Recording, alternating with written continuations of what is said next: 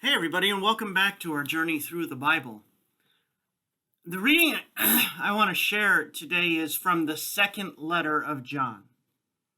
The second letter of John is among the shortest of the books of the Bible, narrowly longer than 3rd John, but barely. In fact, as something of a trivial side note, we now find ourselves working through 3 of the 5 biblical texts that don't have chapters.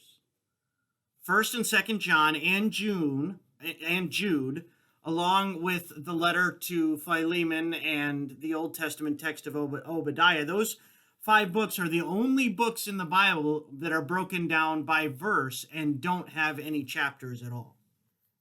Anyway, with such little to work from here in 2nd John, we don't know about a lot about this letter or the author or the specifics of the situation, except to say that all 3 of the letters of John are similar in style, and all were written around the same time, some 60 or 70 years after the unfolding of the Passion story.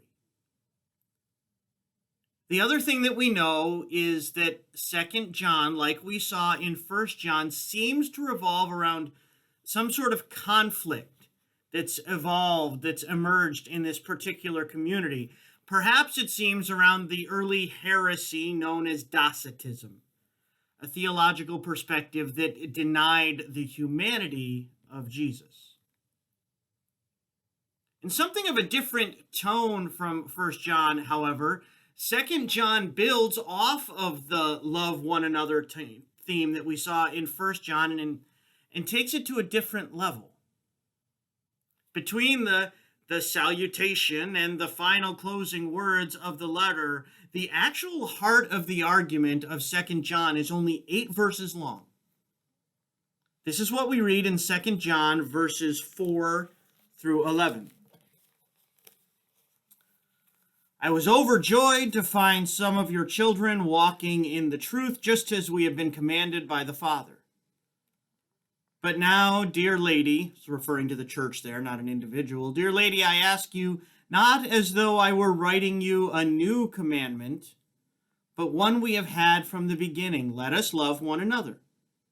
And this is love, that we walk according to the commandments. This is the commandment, just as you have heard it from the beginning. You must walk in it. Many deceivers have gone out into the world, those who do not confess that Jesus has come fully in the flesh. Any such person is the deceiver and the Antichrist.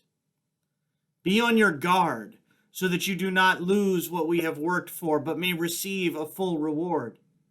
Everyone who does not abide in the teaching of Christ, but goes beyond it, does not have God. Whoever abides in the teaching has both the Father and the Son. Do not receive into the house or welcome anyone who comes to you and does not bring this teaching. For to welcome is to participate in the evil deeds of such a person. Now, one can be quickly jarred, understandably, by the seemingly unchristian manner of cutting off those who see things differently. In a faith based on grace and forgiveness, such a hard-nosed stance can strike us as out of place and really almost incoherent with the wider example and the teachings of Jesus. Jesus sought to persuade people to embrace the love that he exemplified. He didn't simply castigate anyone who dared ask him a question. So one's initial response to this text and the harshness of it can be a little disconcerting. When we think of the context, however, we have to remember that the letter is speaking about a communal response to a communal problem. This isn't a message of how individual people ought to react to other individual people in their lives. This isn't some sort of isolationist theology that says you should never reach out to the lost or speak grace to the wayward. This is about a community in conflict and the question of who is going to speak to that community, what voices they are listening to, what messages they are hearing, as they are trying to feed their brokenness and nurture their faith. And that, I think, is something that we spend far too little time considering in these 21st century days of social media and instant information that persistently pounds our minds and our hearts. One could get into the theological intricacies of what this letter suggests here and how that plays in itself into the life of the church and into our communities of faith. I think it's the far more pressing question and consideration that emerges from this letter, however, is its foundational caution in which it reminds us to be particularly thoughtful about the voices that we are allowing to inform our hearts, our minds, and our lives. The reality of living in contemporary society is that we are perpetually inundated with information. What started as a cataclysmic shift in our social attentiveness when we first stepped into the 24-hour news channels some 40 years ago, that's now been eclipsed time and time again as this deluge of news, of information and perspective has invaded nearly every corner of our lives. It's on our TVs, it's on our computer screens, it's in our emails, it's sending notifications to our phones. The list goes on. And as these media outlets and sources of information work harder and harder to garner our attention, we can quickly find ourselves diving deeper and deeper into that rabbit's hole without even realizing the impact that the sensationalism and spin of it all has on our health,